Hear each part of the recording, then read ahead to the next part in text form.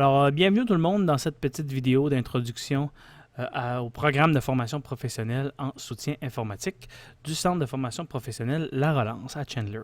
Mon nom est Wayne Duguay, je suis un des deux enseignants. Vous avez probablement déjà parlé à M. Alain Cloutier lors de votre admission. Alors, je me présente, Wayne Duguay, je suis enseignant ici au centre depuis maintenant 3 ans, au moment où est-ce que je tourne cette vidéo-là, peut-être 4 ou 5, si vous voyez cette vidéo-là en 2016, 2017 et 2018. Mais bon, 3 ans maintenant au centre, et je suis au centre à temps partiel parce que je suis aussi administrateur de réseau informatique pour un centre de recherche ici en Gaspésie. Je gère un réseau informatique d'environ, je dirais, 100-120 employés et 20-30 serveurs, quelque chose comme ça. Donc, ça me permet, Alain aussi travaille aussi également dans le privé, en plus d'enseigner. Ça nous permet d'avoir un solide ancrage et avoir un lien direct avec le terrain. En plus de vous transmettre ces connaissances-là. On y va avec ma petite présentation. L'objectif de la présentation ou les objectifs de la présentation aujourd'hui que je vous fais, cette vidéo-là devrait en passant durer environ 40 minutes. Premièrement, vous dire vos accès. Qu'est-ce que vous avez besoin de nous transmettre comme information pour avoir vos accès? On va faire ensuite un résumé des divers modules, comment ils sont structurés. L'horaire, le calendrier, la planification du temps au fil des modules dans le programme. Présence en classe et à distance. Envoi et retour du matériel, comment ça fonctionne. Matériel didactique. Donc, matériel didactique, là, plus communément appelé le contenu ou la matière. Comment y avoir accès, c'est via des sites web, vous vous en doutez. Je vais vous les présenter, vous faire le tour un peu comment ils fonctionnent. Ensuite, le prochain point, remise des travaux et suivi des corrections, comment ça fonctionne. Cette petite section-là va impliquer un petit devoir de votre part. Je vais vous demander d'installer un petit logiciel sur votre ordi. On va le faire ensemble, puis vous allez pouvoir suivre les indications et le faire en même temps que moi sur votre ordinateur. Pour terminer avec ce que nous attendons de vous et quelles sont les attitudes professionnelles à manifester, tant durant votre formation qu'une fois que votre formation est terminée sur le marché du travail. Ce sont les mêmes attitudes professionnelles dont on s'attendra d'un technicien en soutien informatique. On y va avec la petite présentation. Les accès. À droite, vous voyez les 4 principaux accès auxquels vous devrez avoir, que vous utiliserez au cours de votre formation. Les 2 premiers sont les 2 sites web qui contiennent la matière ou le matériel didactique. Le premier, c'est pour les modules dont Alain est responsable et le deuxième, les modules dont moi, je suis responsable. Le troisième point, le troisième élément, VIA.SVIE Solutions, c'est ni plus ni moins qu'une plateforme de visioconférence que nous utilisons comme classe virtuelle, dans laquelle vous pouvez interagir avec les enseignants, avec les autres élèves. On peut se voir à la binette, on peut parler avec l'audio, on peut partager nos écrans pour que tout le monde puisse voir. On peut poser des questions, lever la main. Bref, je vais vous montrer un petit peu de quoi ça a l'air, mais il vous faut un accès. Il vous faut un nom d'utilisateur et un mot de passe qu'on va vous envoyer. Également, en 4e point, je passe vite sur celui-ci parce que je vais y revenir. Ça vous prend un accès au réseau VPN de l'Atlas ainsi qu'au domaine Acme Corp. J'y reviens un peu plus tard. Pour recevoir ces merveilleux accès-là de notre part, on a besoin que vous nous envoyiez un petit courriel avec certaines informations. À gauche, si vous voyez à gauche de la présentation, on a donc besoin que vous nous envoyiez un courriel. Nos 2 adresses à moi et Alain sont ici là, au dernier point. Vous nous envoyez donc un courriel avec votre CV comme pièce jointe, une adresse courriel avec laquelle on peut communiquer avec vous, une adresse postale pour vous envoyer du matériel pas par la poste nécessairement, mais pour l'instant, on utilise DICOM comme transporteur. Parfois, on utilise Purolator aussi. Bref, une adresse postale, un numéro de téléphone auquel on peut vous rejoindre Et j'ai besoin également, moi, dans mon cas, moi, d'un compte Google. Un compte Google, là, si vous avez un compte YouTube, si vous avez un compte Google+, si vous avez une adresse Gmail, si vous avez tous ces services-là pour utiliser les Google Docs, j'ai besoin que vous me transmettiez cette adresse-là qui est reliée à un compte Google parce qu'on va partager ensemble, on va utiliser des Google Docs. Je vais y revenir, là. Vous allez voir concrètement à quoi ça sert, mais j'ai besoin que vous me mettiez cette adresse courriel-là. Si c'est la même qu'au point 2, bon, c'est correct. Sinon, si vous n'avez pas de compte Google Doc, créez-en un. Allez sur Internet, tapez Google Doc. Puis, lorsque vous allez essayer d'entrer pour utiliser Google Doc, de toute façon, ça va vous demander d'entrer votre compte. Puis, il va y avoir un bouton « Créer un compte » si vous n'en avez pas. Si jamais il y a des pépins là, avec la création d'un compte Google, laissez-nous savoir, on va vous donner un petit coup de pouce là-dessus. Prochain point, résumé des modules. Voyez-vous la liste des 22 modules qui sont au programme. Si on regarde le tableau, là, la première colonne, c'est un code du module utilisé par le ministère. La deuxième colonne, c'est un numéro plus commun. Là. On va parler du module 2, du module 4 entre nous. C'est beaucoup plus facile de parler du module 4 que 460243. Le titre du programme est, je porte votre attention particulière à la colonne de droite, qui est un chiffre qui représente le nombre d'heures nécessaires ou attribuées, allouées, pour compléter ce module-là. Si on prend par exemple le module 9, c'est un module de 90 heures. À quoi ça sert de savoir le nombre d'heures? Ben, j'y arrive dans le prochain élément, la gestion du temps. C'est que je vais vous donner des éléments pour que vous puissiez vous assurer de ne pas être en retard, de pouvoir compléter vos modules à l'intérieur du temps alloué. Très, très important. Parce que lorsque vous débutez un module, reprenons le module 9, à partir du jour où est-ce que vous le débutez, nous, on commence à calculer du temps et au bout de 90 heures, vous avez un examen. Vous devez donc être capable de vous situer où est-ce que vous en êtes par rapport aux 90 heures et si vous devez accélérer le pas ou non, au contraire, si ça va plutôt bien. On y arrive justement à l'horaire. Ici à droite, je porte votre attention sur le petit tableau. Tout de suite, on va régler le cas du vendredi qui est congé. Pourquoi le vendredi est congé? C'est qu'on a rajouté en soirée, 2 fois par semaine, 2 blocs en soirée. Le mardi soir et le jeudi soir de 18h à 21h. Ce qui représente 6 heures d'école, le soir.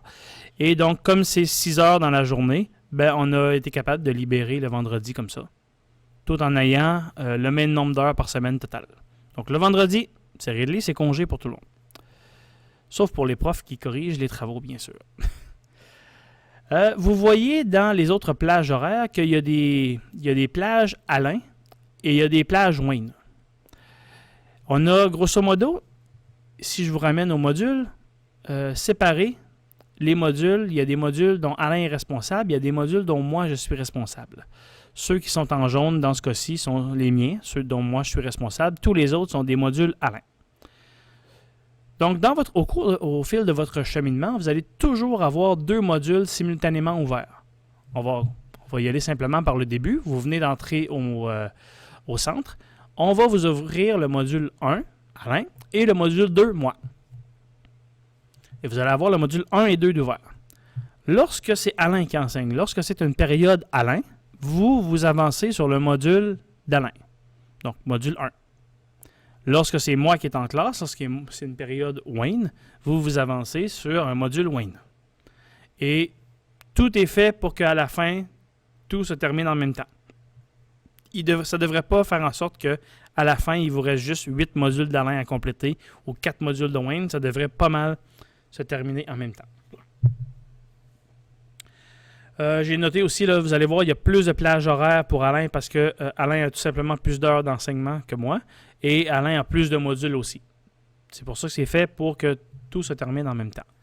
Pour les 2 périodes du soir, après le souper, elles ne sont pas moins importantes que les autres. C'est tout simplement des périodes qui étaient préalablement destinées au vendredi qu'on a transférées pour libérer le vendredi.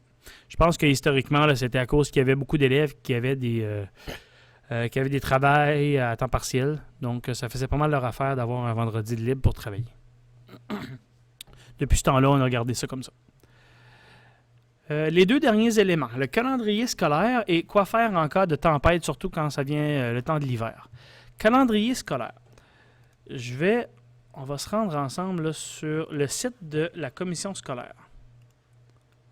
Vous allez sur le www.csrl.net.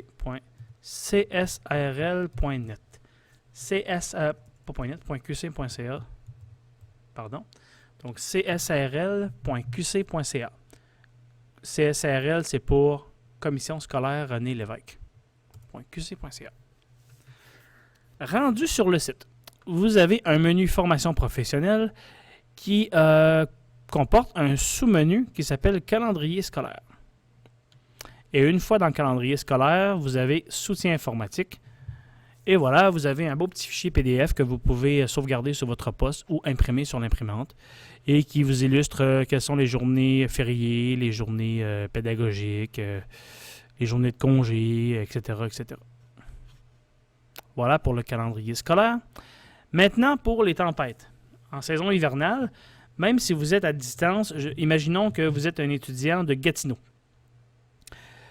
Le centre n'est pas à Gatineau, le centre est à Chandler en Gaspésie. Donc, si jamais la commission scolaire en Gaspésie ici décide de fermer le centre de Chandler, tout le monde, tous les étudiants en classe comme ceux à distance, vous avez congé. C'est fermé pour tout le monde. Vous devez donc suivre les avis de fermeture de la commission scolaire en Gaspésie. Vous allez donc sur le même site, csrl.qc.ca. Là, il n'y en a pas parce qu'on est au moment où est-ce que je tourne cette vidéo-là, on est en plein été. Mais il va y avoir, en cas échéant, un bandeau rouge en haut, tout en haut du site. Il est vraiment voyant. Et dans le bandeau rouge, c'est inscrit alerte pour certains, ou alerte météo, ou avis pour certains établissements. Vous cliquez là-dessus et ça va vous donner une page avec tous les établissements de la commission scolaire ici et un statut à côté qui vous dit est-ce que les cours sont suspendus ou non, seulement pour l'avant-midi ou pour la journée.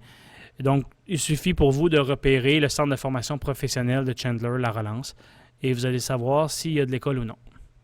En période estivale, c'est peut-être pas estivale, mais hivernale plutôt, c'est peut-être un bon réflexe là, le matin avant d'aller en cours virtuel, de regarder pour être certain que les cours ne sont pas annulés. Voilà pour l'horaire et cas de tempête. Ensuite, planification dans le temps. Ça, c'est probablement l'item le plus important de toute la présentation. Le temps alloué pour chaque module. J'en ai parlé. Quand vous démarrez un module, il y a X nombre de temps. Au terme de cette période-là, il y a un examen. Si vous faites le module avant temps, donc vous faites un petit peu avant le temps ou plus rapidement que prévu, il est possible de faire un examen avant. Par contre, pour faire un examen plus loin que la date prévue, il faut une bonne raison. Parce qu'en général, on n'accepte pas de repousser des dates d'examen. Les examens sont déjà prévus et ils sont faits à la date prévue.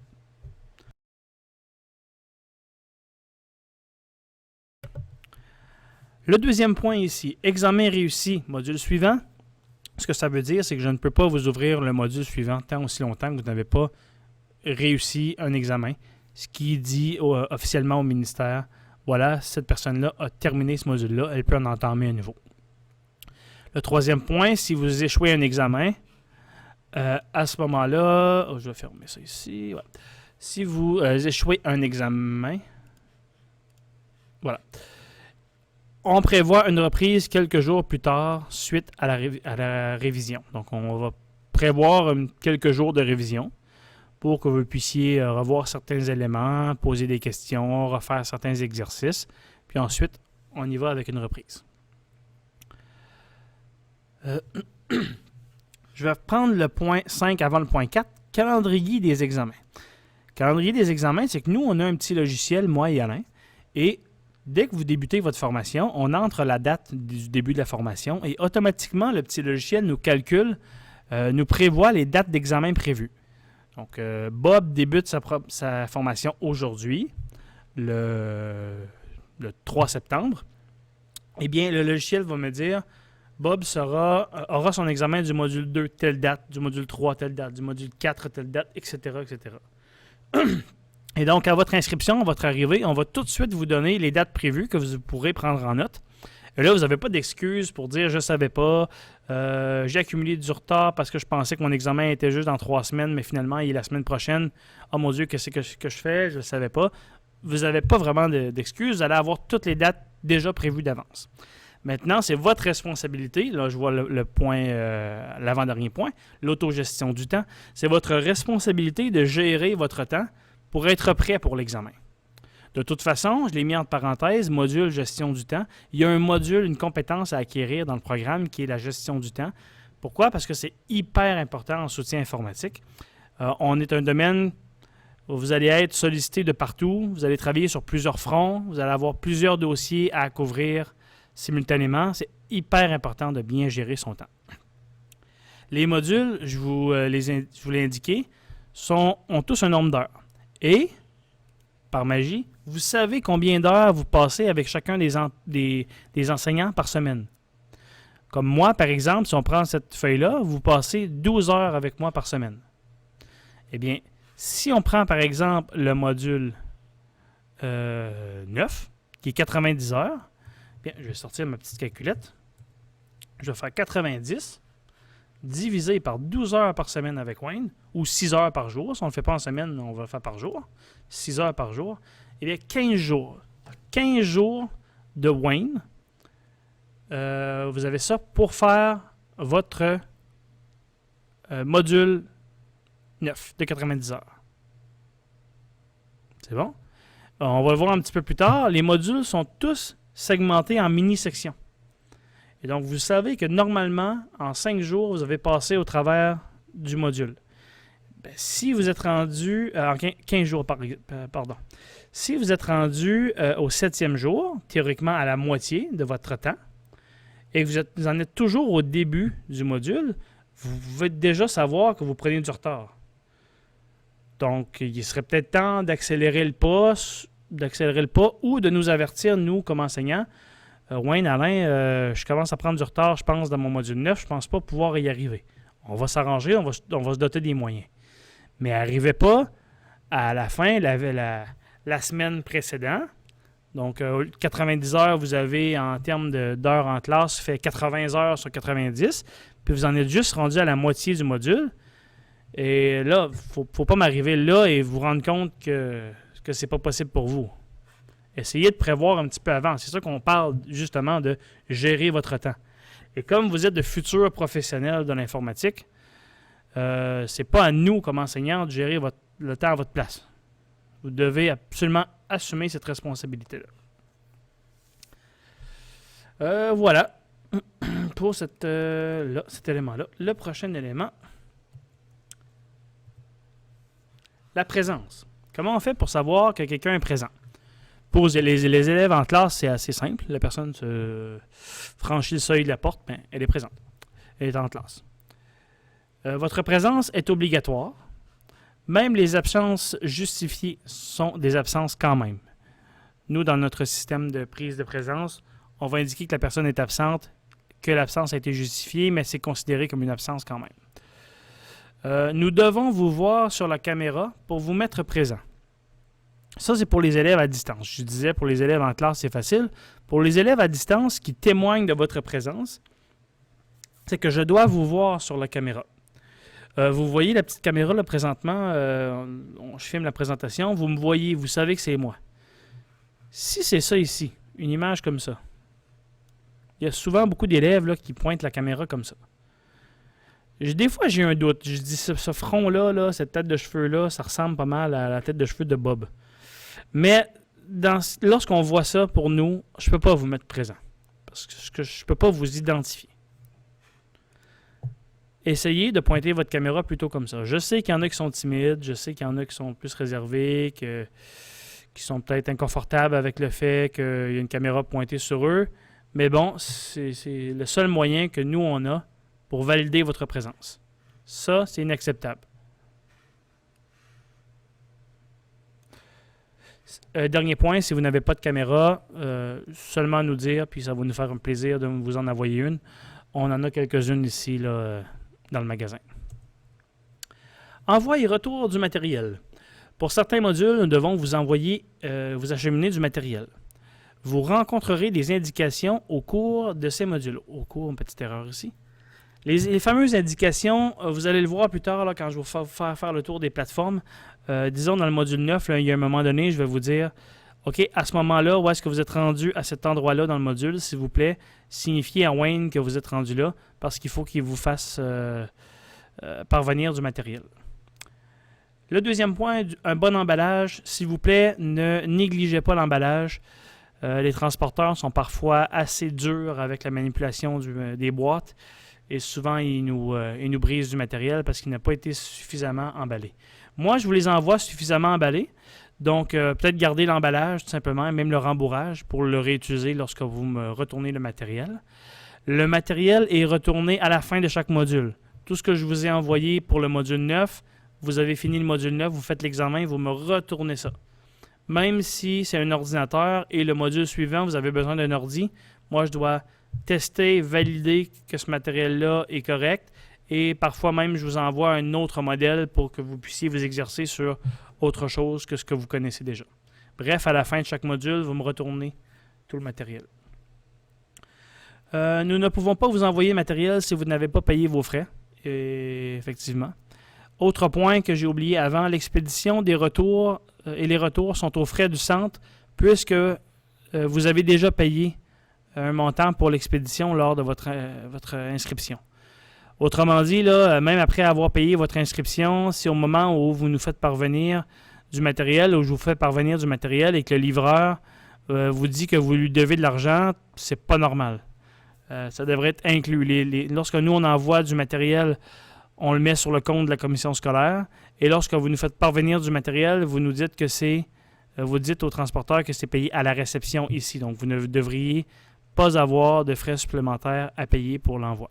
Si jamais il y a des frais supplémentaires parce que vous habitez trop loin, dans une région éloignée, ou que DICOM ne se rend pas où est-ce que vous habitez, il doit utiliser un service tierce, donc il y a des frais supplémentaires, laissez-nous le savoir.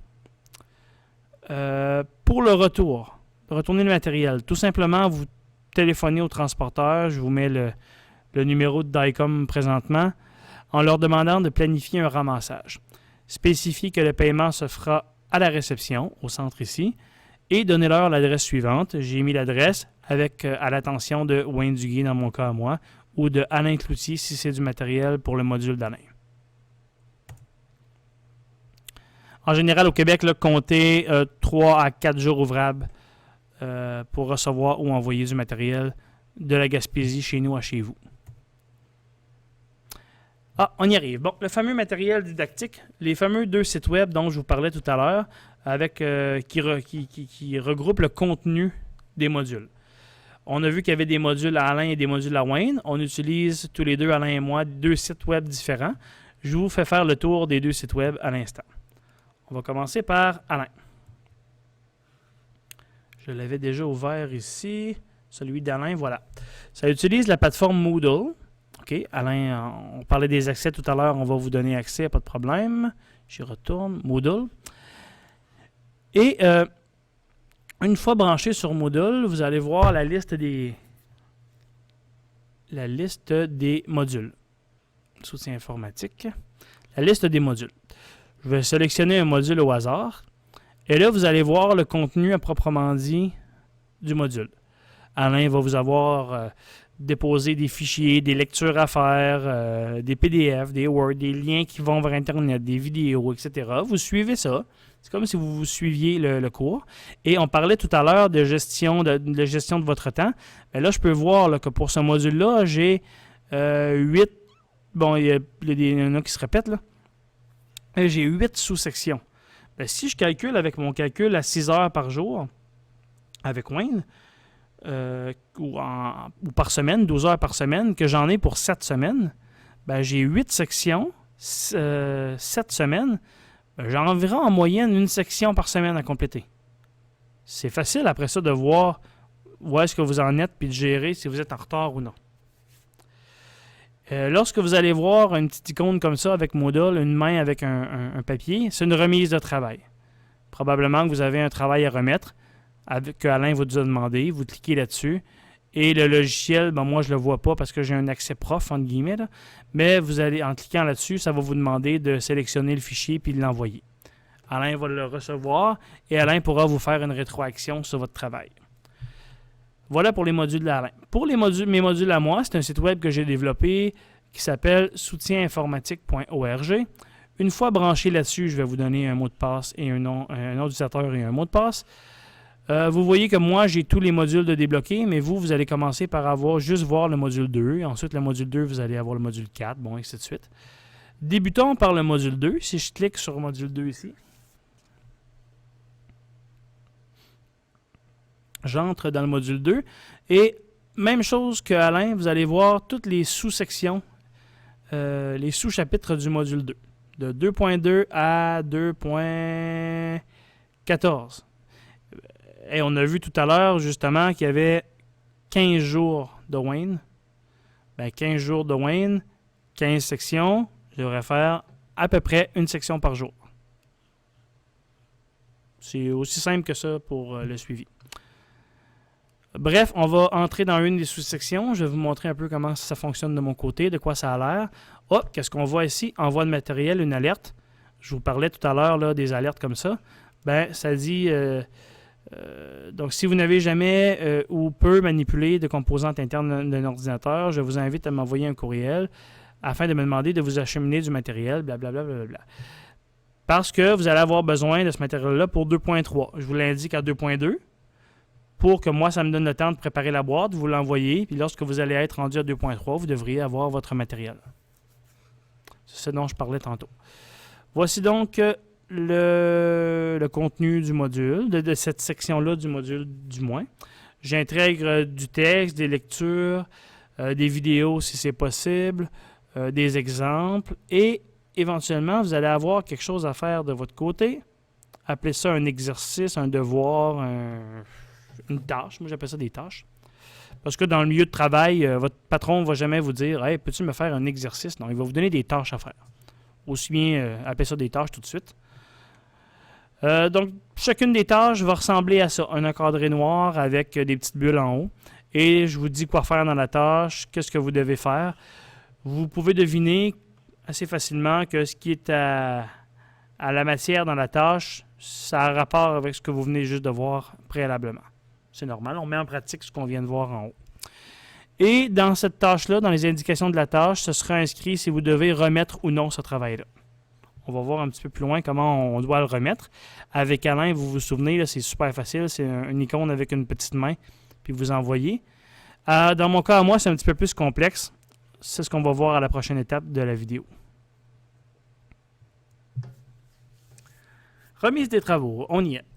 Quels sont les travaux à remettre? Je viens de vous le dire. Ça va être indiqué à chacune des tâches. Ça va être indiqué s'il faut remettre le travail ou non. Grille Google Doc. Je vous parlais tout à l'heure d'un accès à un compte Google Doc que vous deviez me transmettre. Eh bien, si on retourne sur mon site à moi, vous avez un lien en haut qui s'appelle « Suivi des travaux ». OK? Je clique sur « Suivi des travaux ». Qu'est-ce que vous avez? C'est un Google Doc, une grille, OK, dans laquelle vous avez tout le monde. Votre nom devrait être là.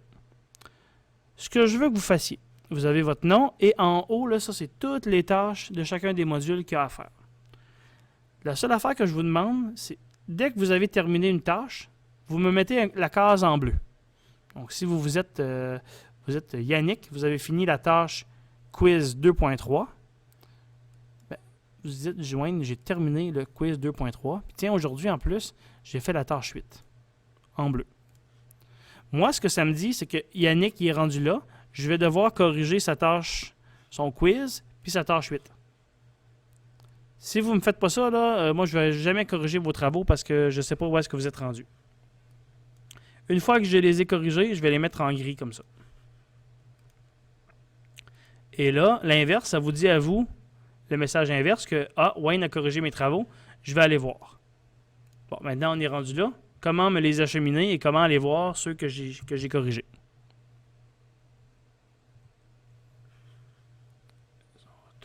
ici, on était rendu... Ouais. Dépôt des travaux sur le serveur via VPN.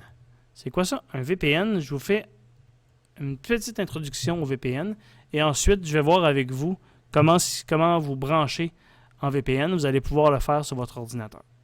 On a le fameux réseau Internet. OK?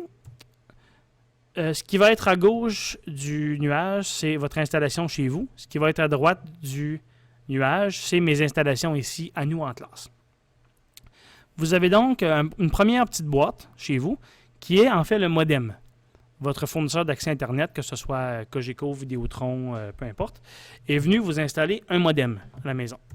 Ce modem-là est branché à un routeur, souvent sans fil. Des fois, pour certains fournisseurs d'accès Internet, c'est le même appareil. C'est un appareil un peu 2 dans 1 qui fait office de modem et de routeur.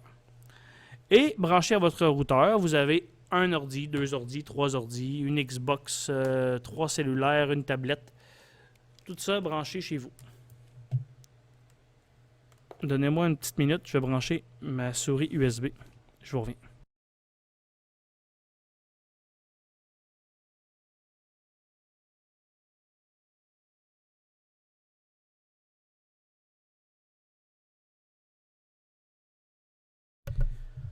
Ah, voilà. C'est que j'avais une souris avec pile et la pile commençait à être faible. OK, on poursuit. Donc, votre installation chez vous ressemble probablement à celle-ci. En classe maintenant. Vous reconnaissez le symbole de l'autre côté. J'ai un modem, parce que moi aussi, j'ai un fournisseur d'Internet qui est venu installer cette petite boîte ici en classe. À droite, en passant, là, ça va ressembler beaucoup plus à un réseau d'entreprise. On a ce qu'on appelle un pare-feu, ou un firewall en anglais, qui est un appareil qui gère la sécurité de tout ce qui entre et sort du réseau de l'entreprise. Lui, là, il regarde tout ce qui passe, un peu comme un brigadier, là, et il dit ça passe pas, ça passe, selon certaines règles qu'on va lui donner. Et ensuite, il y a un appareil qui, pour vous, est peut-être un routeur, là, mais dans les faits, c'est un commutateur. Bref, c'est un appareil réseau avec plein de ports réseau qui nous permet de brancher plein d'ordi. Donc, sur mon réseau, j'ai des postes des étudiants ici que les étudiants utilisent en classe, dans le réseau. J'en ai mis 3 sur le schéma, mais il y en a peut-être quelque chose comme 30 en classe. Il y a des imprimantes sur lesquelles on peut imprimer. Et il y a un ordi un peu spécial, il y a une forme différente, je ne sais pas si vous remarquez, c'est ce qu'on appelle un serveur. Le serveur, lui, dans notre cas, c'est un serveur de fichiers et qui permet de partager des fichiers avec tout le monde ici à l'intérieur du réseau. C'est là-dessus que vous voulez éventuellement ou ultimement déposer vos travaux. Et donc, les prochaines étapes que je vais vous demander de faire, qu'on va faire ensemble, ça va être d'installer les petits logiciels et les accès qui vous permettent justement d'aller déposer des fichiers là-dessus, ici en classe sur mon serveur. Ça, c'est le nom du serveur. Et tous ces ordinateurs-là sont regroupés dans un ensemble là, virtuel qu'on va appeler un domaine. Pour l'instant, c'est plus ou moins important de savoir c'est quoi, mais juste de retenir que c'est un domaine. Et ce domaine-là a un nom qui s'appelle acmecorp.local. J'aurais pu l'appeler le domaine classe informatique ou quelque chose comme ça. Il s'appelle acmecorp.local. Et tout ce beau monde-là fait partie du domaine. Est-ce que votre ordi à vous fait partie du domaine? Non. Parce qu'elle n'est pas dans mon ensemble que je vous montre. Par contre, elle peut y accéder quand même à mes trucs. On va voir comment. Ça, c'est l'adresse IP. Probablement que vous savez c'est quoi une adresse IP. C'est l'adresse IP de mon pare-feu. Okay, vous vous rappelez, la petite police qui décide qu'est-ce qui entre et qui sort. C'est l'adresse IP que lui utilise pour s'en aller sur Internet. Que mon fournisseur d'accès Internet, qui est TELUS, me fournit cette adresse IP-là pour aller sur Internet. Eh bien, sur ce pare-feu-là, il y a un petit logiciel VPN. C'est ce qu'on va appeler un serveur VPN qui s'appelle Sophos UTM. Mais bref, rappelez-vous seulement qu'il y a un petit serveur VPN. Ce qu'on va faire ensemble, vous allez prendre votre ordinateur. Okay? Je vais le faire premièrement sur mon poste à moi. Dans la vidéo, vous allez le voir. Puis je vais vous inviter à le faire de votre côté ensuite. Ce que vous allez faire, c'est que vous allez télécharger. Vous allez vous brancher sur mon pare-feu, mon firewall. et vous allez télécharger le même petit logiciel sur votre ordinateur. Et une fois que vous allez avoir ce petit logiciel-là, il sera possible d'établir ce qu'on va appeler un tunnel VPN ou une connexion sécurisée entre les deux postes, que j'ai représenté ici par un gros lien rouge, ou orange plutôt. C'est un tunnel VPN. C'est un lien encrypté et sécurisé entre les deux machines. Dès que le tunnel VPN est activé ou connecté, eh bien, mon pare-feu va faire confiance à votre ordi. Il va le considérer comme un ordi auquel il peut faire confiance. Et il va donc lui permettre d'entrer dans le réseau et lui donc d'accéder au fameux serveur de fichiers. Sans ce lien VPN-là établi, mon pare-feu ici ne considère pas que cet ordinateur-là qui veut entrer est sécuritaire et va le bloquer. Le VPN vient sécuriser la connexion entre les deux et va permettre d'entrer dans le réseau par la suite. Comment justement installer ce petit logiciel VPN-là? Voici les étapes. Premièrement, rendez-vous à l'adresse suivante. Assurez-vous d'avoir HTTPS et non HTTP tout court. Et assurez-vous d'avoir les 2.8888 à la fin. Donc, vous vous rendez à cette adresse-là. Il se peut que votre navigateur, soit Firefox, soit Chrome ou Internet Explorer, vous donne un avertissement vous disant que ce site-là ne semble pas sécuritaire. C'est qu'il ne peut pas valider c'est quoi 142, 169. Il n'y a aucune idée ça vient d'où. Et donc, il vous dit un avertissement en vous demandant est-ce que tu veux vraiment y aller là? Vous dites oui dans Internet Explorer. Dans Chrome, vous dites également, là, il y a un bouton qui dit oui, je veux y aller quand même. Et dans Firefox, vous avez un bouton qui vous dit je veux mettre une exception pour ce site-là. Et là, vous allez avoir ajouté une exception. Puis Firefox va truster ou faire confiance à ce site-là. Une fois là-dessus, je vais vous donner dans vos accès, dans les fameux accès dont je vous parlais tantôt, je vais vous avoir donné un nom d'utilisateur et un mot de passe. Et une fois branché, vous allez dans le menu en haut, accès à distance, et vous téléchargez le premier élément ici, le premier fichier.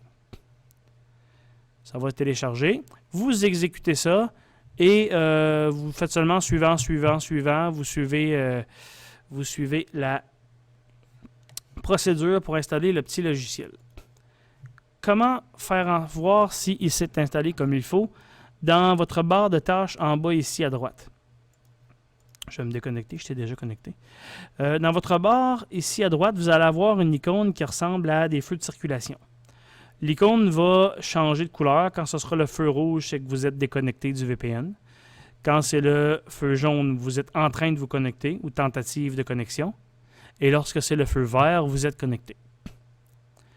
Donc, pour se connecter, vous cliquez droit et vous faites Connect. Pour se connecter. Ça va vous demander un nom d'utilisateur et un mot de passe. Je vais entrer les miens. Nom d'utilisateur et mot de passe que je vais vous avoir fourni. Voyez-vous, la petite lumière, elle est jaune. Tentative de connexion. Lorsque ça va basculer au vert, bon, de 1, j'ai un avertissement qui dit Is now connected. Et si je retourne voir mon icône, elle est verte. Icône verte veut dire le tunnel VPN orange est établi. Vous pouvez donc passer la barrière et se connecter au serveur. C'est la prochaine étape, on y arrive. Donc, installation et utilisation du client VPN, on l'a vu. Connexion au serveur de fichiers. Ça, c'est la ligne, un peu, on pourrait dire, de commande pour se brancher au serveur de fichiers. Okay. Si vous utilisez Windows 10 par exemple, vous faites seulement taper cette ligne-là dans le moteur de recherche. Et vous faites Enter. Si vous utilisez Windows 8 ou Windows un peu plus ancien, ce que vous faites, gardez enfoncé sur votre clavier. Là, vous avez une touche qui est la touche qu'on appelle Windows. C'est une touche là, avec un petit symbole de Windows, tout simplement. Vous la gardez enfoncée, touche Windows, et vous appuyez sur R. La lettre R. R qui signifie Run ou Exécuter. Donc Windows R. et vous tapez la même commande dans cette fenêtre-là. Assurez-vous que les barres obliques sont dans ce sens-là, si ce n'est pas dans l'autre sens. Donc, barre oblique, le nom du serveur, barre oblique utilisateur, avec un S. Vous faites OK. Ça va vous demander probablement un mot de passe. Moi, dans mon cas, je vais vous le faire dans la démo, ça ne va pas en demander un, parce que je l'ai déjà rentré. Vous faites OK. Ça va probablement vous demander un mot de passe. Vous entrez le même mot de passe qu'on vous a donné, sauf que pour le nom d'utilisateur, vous allez taper ça comme ça. Acme Corp, le nom du domaine, dont on parle depuis tantôt. Le nom du domaine, barre oblique, suivi de votre nom. Depuis le début, là, tout ce qu'on a tapé, c'est Wayne Duguay. Dans mon cas, c'est W. Duguay. Mais pour cette fois-ci, pour ouvrir le fichier sur le serveur, je dois lui spécifier le domaine. Acme Corp, barre oblique, W. Duguay. Le mot de passe est le même. Pourquoi? Tout simplement parce que votre ordinateur, à partir duquel vous vous connectez, n'est pas membre du domaine. Il n'est pas membre de mon ensemble bleu ici. Alors, je dois lui spécifier que l'accès que je veux, le mot de passe que je veux entrer, c'est un mot de passe qui fait partie du domaine Acme Corp. Si votre ordinateur était membre du domaine, vous n'auriez pas besoin de spécifier ça. Une fois entré sur le serveur, bon, moi je vois les dossiers de tous les étudiants. Vous allez seulement voir le vôtre. Si je prends par exemple, si ça c'est vous, vous allez avoir un dossier qui s'appelle dépôt des travaux. Et vous vous en doutez, c'est à cet endroit-là que vous me déposez vos travaux. Travaux, par exemple, travail du module 9, tâche 3. Vous me déposez votre travail ici. Vous n'oubliez pas de mettre la petite case en bleu, comme qu'on a vu tout à l'heure, de mettre ça en bleu. Tâche 3, on a dit tout à l'heure, en bleu. Moi, je sais que vous venez de faire votre tâche 3. Je vais vous la corriger. Je vais la mettre en grise. Et lorsque vous allez voir que c'est en gris, donc c'est corrigé, vous retournez à l'endroit où est-ce que vous m'avez déposé votre tâche et vous allez voir tâche correction, qui est un fichier, votre tâche que j'ai annoté. Souvent, quand je mets en vert, c'est que c'est tout bien. À ce moment-là, je n'ai pas de commentaires. Mais si jamais j'avais des commentaires à faire, eh bien, je pourrais aller dans, ici, révision, nouveau commentaire. Et là, je vous fais des commentaires sur cette réponse-là qui est peut-être à ajuster un petit peu. Voilà pour le dépôt et le suivi des travaux. J'espère que c'est clair. Si jamais vous avez des difficultés techniques avec un mot de passe qui ne fonctionne pas, le téléchargement, l'installation du client VPN ou l'accès au serveur, juste me laisser savoir puis on va regarder ça ensemble. On parle tout à l'heure de Acme Corp. C'est quoi cette affaire-là? C'est tout simplement une entreprise fictive que nous avons créée en classe ici. J'ai donc créé un petit réseau qui ressemble en tout point à ce qu'on utilise en entreprise, une simulation. Et on cherchait un nom, on a appelé ça Acme Corp, pour faire allusion un peu, pour ceux qui connaissent là, les Looney Tunes là, et compagnie. C'est toujours Acme quand le coyote achète des trucs pour pogner le Roadrunner. Donc, on utilise cette entreprise fictive-là en classe pour créer des situations d'apprentissage ou des devoirs. Durant ces devoirs-là, vous allez toujours jouer le rôle de l'employé d'Acme Corp. Vous êtes un employé dans cette boîte-là, dans cette entreprise-là. Vous êtes responsable du service informatique et votre patron vous demande de faire telle chose. Pourquoi cette mise en contexte-là? Eh bien, c'est la deuxième réponse ici sur la présentation. En vous mettant en contexte d'entreprise, nous visons à développer chez vous des compétences et des aptitudes professionnelles que les employeurs recherchent. Par exemple, au niveau de la sécurité, je vous donne un exemple. En entreprise, la sécurité est immensément importante. Donc, chaque tâche, chaque devoir que vous allez devoir faire, vous allez devoir avoir un souci de la sécurité. En vous mettant en contexte comme ça, vous n'aurez pas le choix. Vous êtes un employé, vous ne pouvez pas me donner ou me monter un ordi ou un serveur qui n'est pas sécuritaire.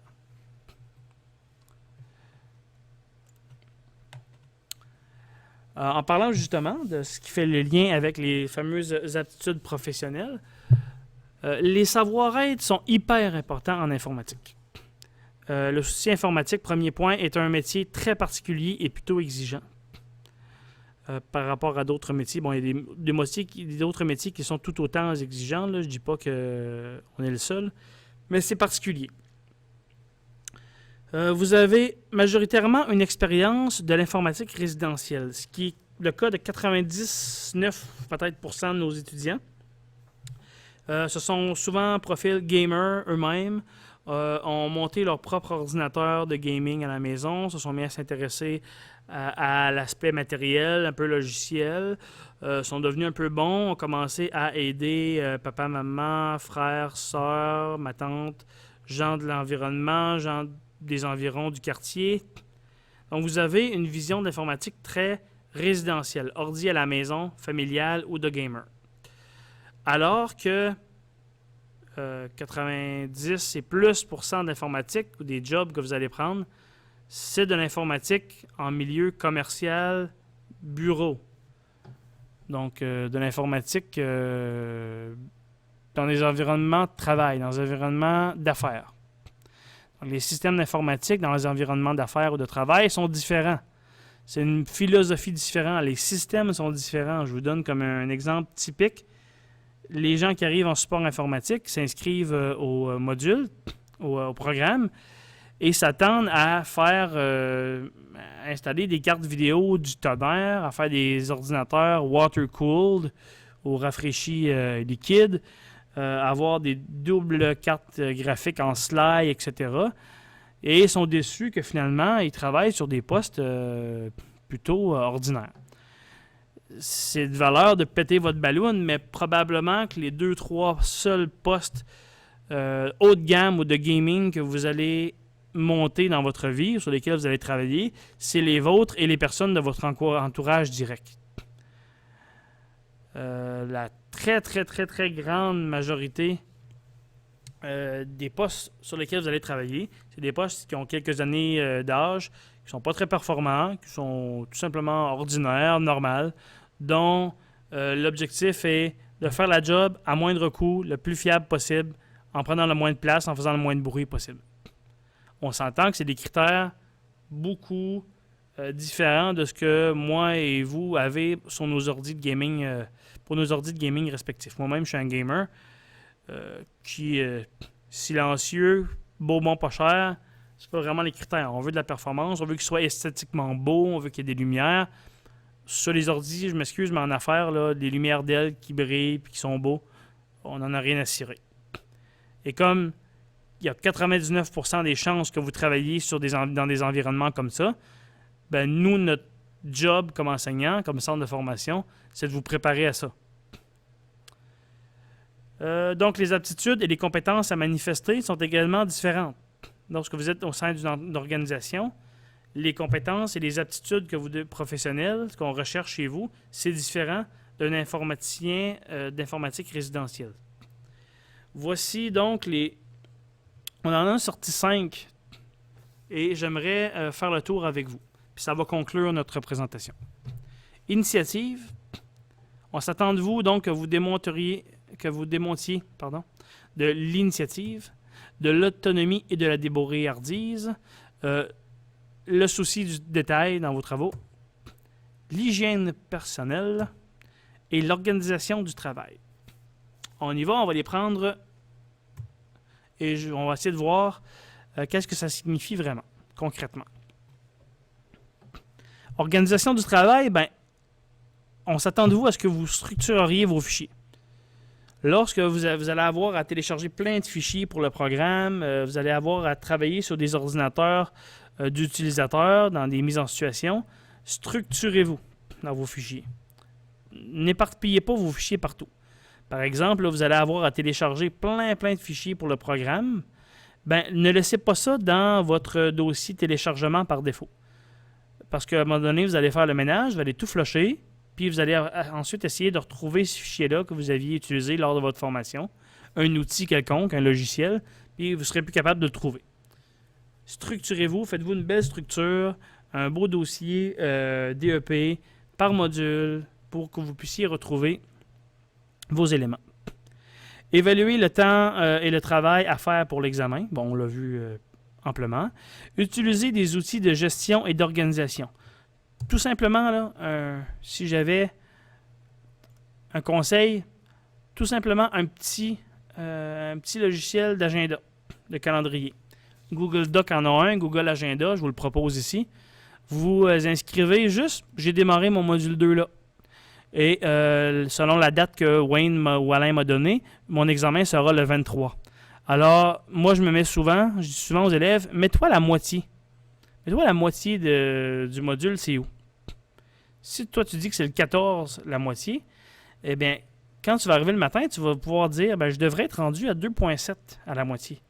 Si tu es rendu, ta semaine se débute le 13 ici, puis tu es juste à 2,2, là, tu te dis, OK, je suis en arrière, là, mais j'ai une semaine et demie devant moi. Là, je mets les bouchées doubles aujourd'hui et demain, parce que théoriquement, je devrais être rendu au 2,7.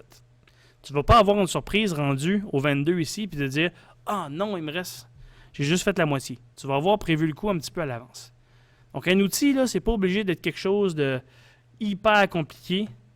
Un simple outil gratuit comme Google Agenda ou Google Calendar. Des outils, ouais. Présentation structurée des travaux. Vous êtes dans une entreprise, vous êtes de futurs professionnels. Structurez vos travaux. Je veux voir là, des travaux qui ont une page de présentation, un titre, des paragraphes. Si vous abordez 2 thématiques, 2 éléments, 2 paragraphes avec des sous-titres. Si vous voulez m'illustrer quelque chose, des schémas. Si vous voulez me montrer quelque chose qui est visuel, prenez une photo, incluez-la dans le document. Je veux voir quelque chose de calibre professionnel parce que c'est là-dedans, vers ça que vous vous en allez. Et dernier élément, utilisation des conventions de nom. Essayez d'avoir des trucs standardisés. Vous faites un réseau, vous avez 3 serveurs à monter et 2 postes qui sont branchés à ces 3 serveurs-là. Nommez vos postes et vos serveurs de façon structurée. Serveur 1, serveur 2, serveur 3. Et non patate, pomme et XJ, un numéro généré au hasard que vous avez oublié de renommer. Même chose pour les postes. Structurez-vous. Est-ce que le poste porte le nom de l'utilisateur? Est-ce que le poste a une symbologie quelconque? P001. Le deuxième poste, P002. Le troisième poste, P003. Habituez-vous à être hyper organisé dans votre travail. Initiative. Initiative, c'est ni plus ni moins de démarrer quelque chose soi-même, sans attendre à ce que quelqu'un vienne nous le dire. La progression, ne serait-ce que la progression au sein de vos modules. J'ai eu quelques élèves des fois que, on a vu le module 2 tantôt, il y avait 14 sous-sections. La personne fait 2.1, elle attend. Il faut que je l'aille lui dire, as-tu fait 2.1? Oui. OK. As-tu commencé 2.2? Non. Vas-y, commence 2.2. Et ainsi de suite, 2.3, 2.4. Ayez de l'initiative. Progressez. Prenez les devants. C'est ce qu'on attend de vous de toute façon. Essayez de trouver une première solution. Si vous butez un problème, ne demeurez pas les bras croisés. Ça va aussi avec le deuxième point. Posez des questions. N'attendez pas qu'on soit rendu, que moi je me rende compte que ça va pas vite votre affaire, parce qu'il y a des chances que lorsque moi je vais m'en rendre compte, il va être trop tard. Posez vos questions tout de suite, lorsque vous en avez. S'intéresser à autre chose que ce qui est au programme. Je vous donne comme exemple, là, présentement, dans le module de système d'exploitation, on montre Windows 7. Je suis en train de plancher sur Windows 10 pour le montrer. Peut-être qu'au moment où est-ce que vous allez voir cette vidéo-là, je vais déjà être à Windows 10. Mais les étudiants, présentement, je leur dis, oui, on voit Windows 7, mais 10 est sorti. Là. Lorsque 10 était en bêta, là, je disais aux étudiants, je ne devrais pas avoir à vous convaincre d'aller voir ça. Vous êtes des informaticiens, vous avez travaillé dans ce domaine-là.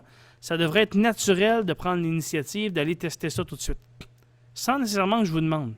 On va voir comment faire des machines virtuelles, des environnements de travail de laboratoire qui sont sécuritaires.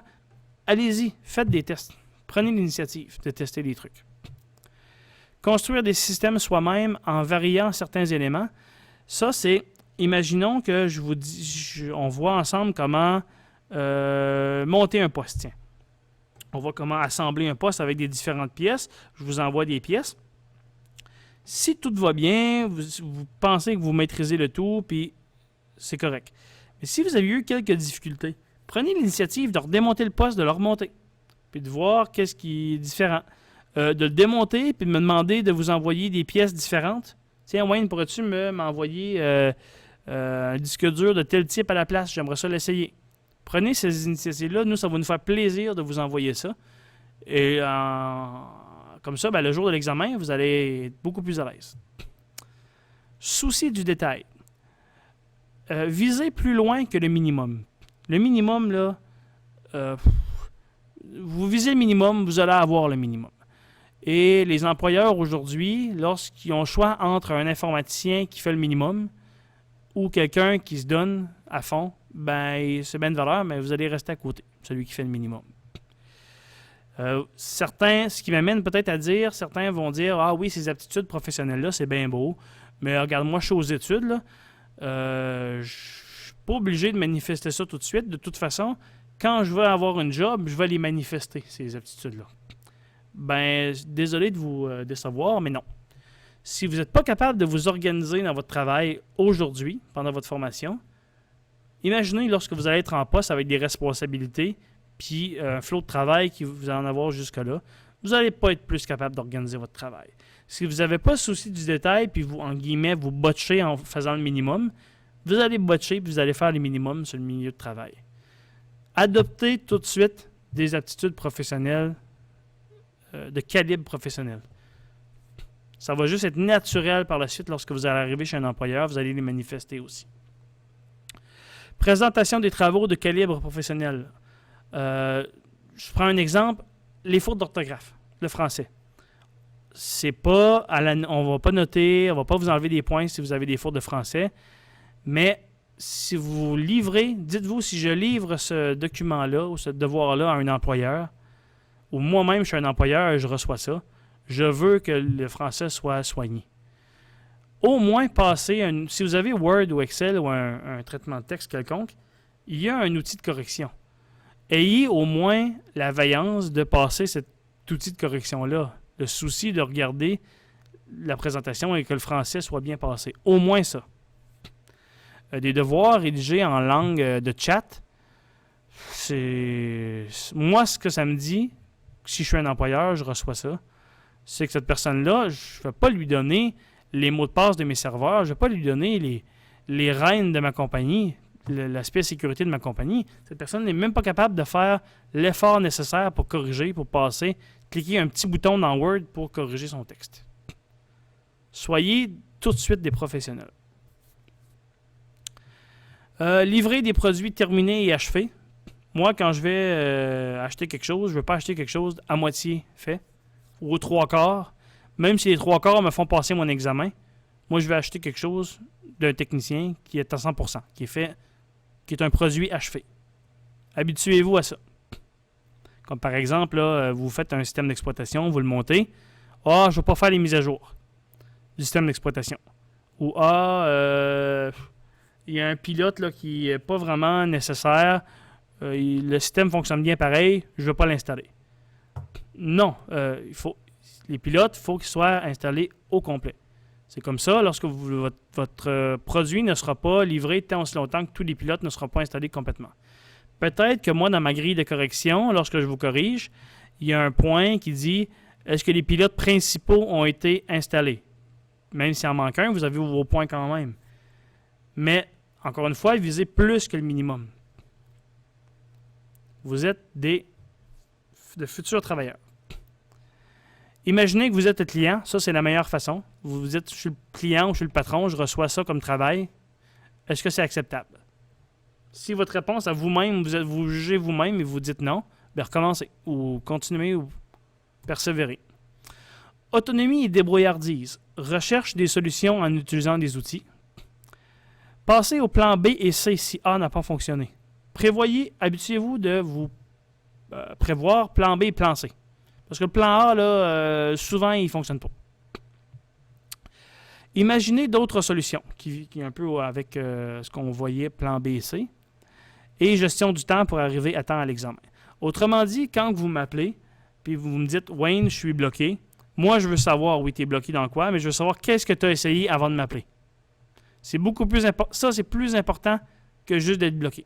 Que d'être bloqué puis avoir des bugs, tout le monde a eu des bugs. Ça, c'est normal. Même moi, j'en ai. Même moi, j'appelle des fournisseurs des fois parce que je suis pas capable de solutionner. Mais quand j'appelle le fournisseur, je suis capable de lui dire j'ai essayé ça. J'ai éliminé ces 3 causes possibles-là. C'est sûr que c'est pas ça selon les tests que je viens de faire. Donc, selon moi, c'est au niveau de telle chose, peux-tu m'aider? C'est ça que je veux voir de votre part. Autonomie, débrouillardise. Hygiène personnelle, on le met quand même. Ça devrait pas être là, ça devrait être acquis, mais des fois, on a encore des problèmes avec ça un petit peu.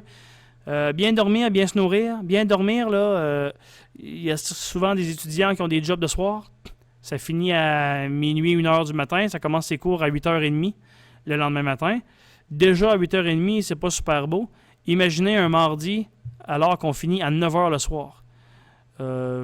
Rendu là, à 6-7 heures, là, ça marche plus pantoute.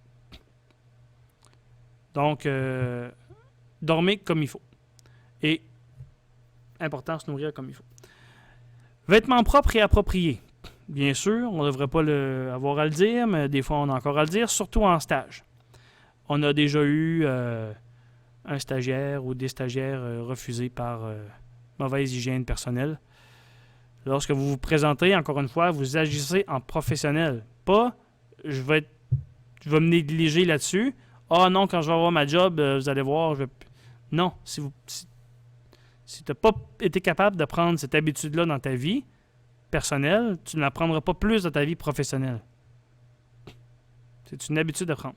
Se laver régulièrement, ça va de soi. Hygiène des mains.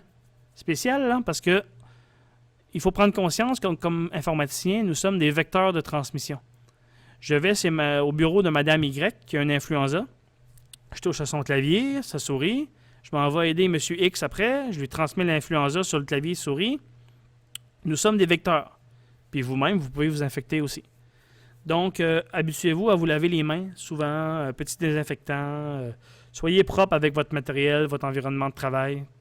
C'est hyper important. Et ne pas manger à votre poste de travail, surtout pour les élèves en classe, à distance. Bon, des fois, je ne vous vois pas vraiment, c'est pas grave. Là. Mais surtout les élèves en classe, là, dans le code de vie de l'école, c'est pas possible. Voilà, on s'attend à ce que vous manifestiez ces éléments-là tout là-dedans. Pas parce que vous voulez nous faire plaisir, tout simplement parce que c'est ce que les employeurs recherchent. Les employeurs, aujourd'hui, là, ils embauchent des gens selon leurs compétences, selon des beaux curriculums vitae plein de compétences. Et ensuite, ils se rendent compte que ces personnes-là n'ont pas des aptitudes professionnelles, n'ont pas des bonnes attitudes, et les congédient par manque d'attitude. C'est un peu une expression galvaudée aujourd'hui, mais c'est vrai. Les employeurs embauchent par compétence et ils licencient par aptitude. Donc, à vous tout de suite d'adopter ces attitudes-là et de les mettre à votre actif tout de suite. Parce que vous allez être en concurrence, vous allez passer des entrevues éventuellement, et vous êtes un employeur, mettez-vous à la place d'un employeur, vous avez le choix entre 2 informaticiens. Un qui a peut-être un peu moins de connaissances que l'autre, d'expérience dans un domaine X, mais qui sait comment se présenter, fait preuve d'autonomie, a le souci du détail, très belle hygiène personnelle et semble organisé. Et l'autre est un peu désorganisé, semble voir botcher ça un petit peu, puis sans la robine. Lequel qui va prendre les 3? Mettez-vous à la place du boss. Bon, évidemment, ce sera la personne qui aura démontré des bonnes aptitudes. Et autre chose, lorsque votre employeur potentiel va appeler un autre employeur précédent pour avoir des références, qu'est-ce qu'il demande comme information? Il ne demande pas est-ce que la personne elle est compétente. Ça, ou est-ce qu'elle est bien formée. Ça, il a déjà l'information sur votre CV. Ce qu'il va demander à l'autre employeur, est-ce que la personne est à l'heure? Est-ce que la personne est capable de travailler en équipe? Est-ce que c'est une personne autonome? Est-ce que c'est une personne qui... Bon, etc. C'est quoi ça? Ce sont des aptitudes professionnelles. Ce ne sont pas des compétences. Vos responsabilités. Donc, c'est quoi les responsabilités de l'étudiant? À être assidu, donc vous venez à vos cours. À être assidu, là, j'ajouterais peut-être un petit élément de plus. Des fois, il y a des gens qui se sentent un peu au-dessus de leur affaire, sont bons un petit peu en informatique. Là. On a vu tantôt informatique, surtout personnel. résidentiel et ils pensent que, ah oui, le module de système d'exploitation, j'ai pas vraiment besoin d'assister au cours. Je vais faire mes heures de même, là, puis je ferai l'examen.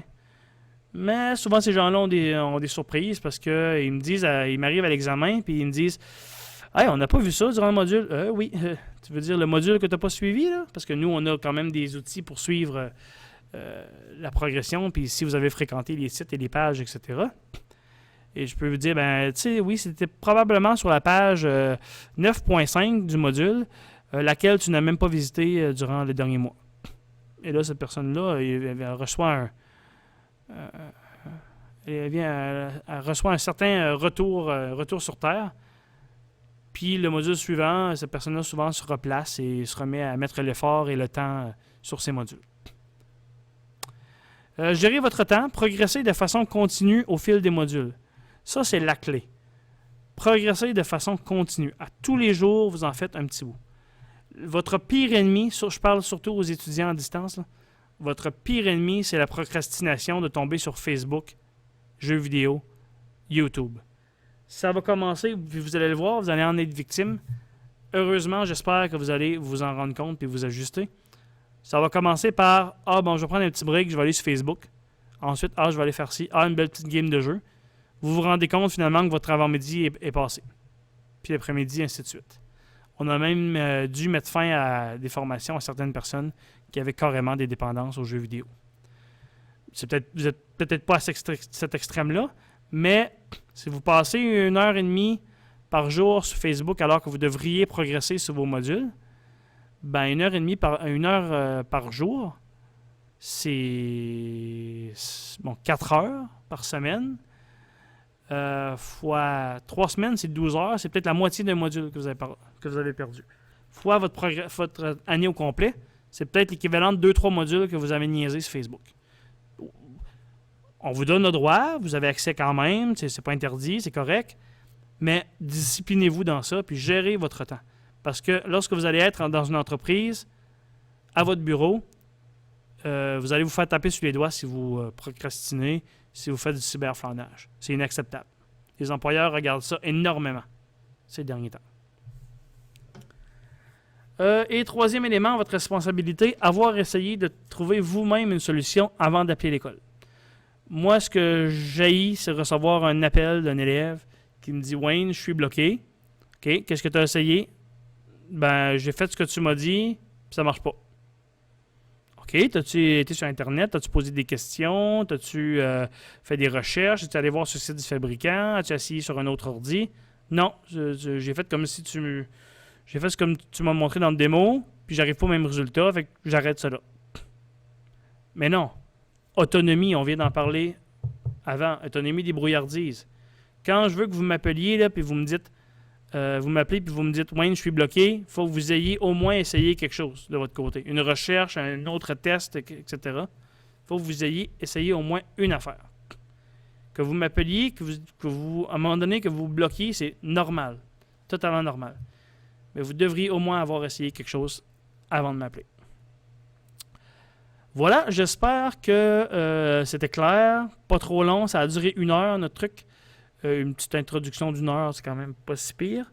En espérant que vous avez apprécié. Si jamais vous avez eu des trucs pas clairs ou que vous avez essayé d'installer encore une fois là, le VPN et peut-être ce petit bout-là qui est un peu technique ou quelque chose que vous n'avez pas compris, n'hésitez pas, vous pouvez me contacter. Et je vous souhaite un bon début de formation et au plaisir de se contacter et de poursuivre ça ensemble.